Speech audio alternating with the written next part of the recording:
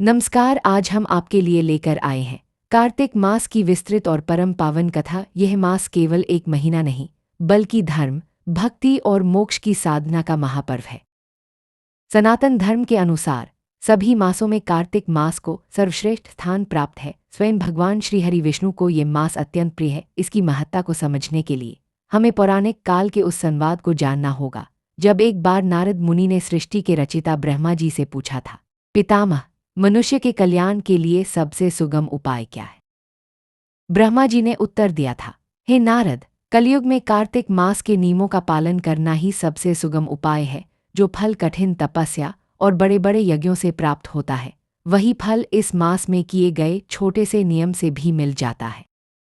पवित्र स्नान और दीपदान की महत्ता। कार्तिक मास की शुरुआत पवित्र स्नान से होती है। जो भक्त सूर्योदय से पहले उठकर किसी भी पवित्र नदी, सरोवर या अपने घर में ही स्नान करते हैं, उन्हें गंगा स्नान का पुण्य प्राप्त होता है। यह स्नान केवल शरीर की शुद्धि नहीं बल्कि मन और आत्मा के पापों का निवारण भी करता है। स्नान के बाद सबसे महत्वपूर्ण कार्य है दीपदान। कार्तिक मास का दीपदान सभी दानों में श्रेष्ठ माना गया है। घर के मंदिर में, नदी किनारे, पीपल के वृक्ष के पास और विशेष रूप से तुलसी माता के समक्ष दीप प्रज्वलित करने से अंधकार दूर होता है और जीवन में सुख समृद्धि आती है।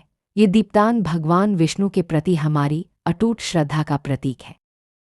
तुलसी विवाह और देवोत्थानी एकादशी। कार्तिक मास की सबसे बड़ी विशेषता है इसमें आने वाली देवोत्थानी एकादशी और तुलसी विवाह का पर्व। पुराणों के अनुसार आषाढ़ शुक्ल एकादशी को भगवान विष्णु 4 माह के लिए योग निद्रा में चले जाते हैं। इन 4 महीनों को चातुर्मास कहा जाता है, जिसमें मांगलिक कार्य वर्जित होते हैं। कार्तिक शुक्ल एकादशी के दिन, जिसे देवोत्थानी एकादशी कहते हैं, भगवान अपनी निद्रा से जागते हैं, इसीलिए इस दिन से फिर से शुभ कार्यों की शुरुआत हो जाती है।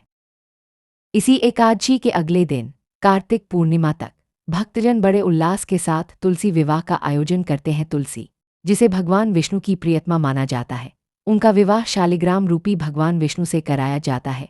जो भक्त इस विवाह को पूरे विधि विधान से करता है, उसे कन्यादान के समान पुण्य की प्राप्ति होती है। तुलसी की पूजा और सेवा इस मास का अनिवार्य अंग है। फल और निष्कर्ष। ब्रह्मा जी ने नारद जी से कहा था कि इस मास में जो व्यक्ति ब्रह्मचर्य, सात्विक भोजन और भूमि पर शयन जैसे नियमों का पालन करता है, उसके लिए स्वर्ग के द्वार खुल जाते हैं। कार्तिक मास में दान, जप और तप का फल कई गुना अधिक प्राप्त होता है।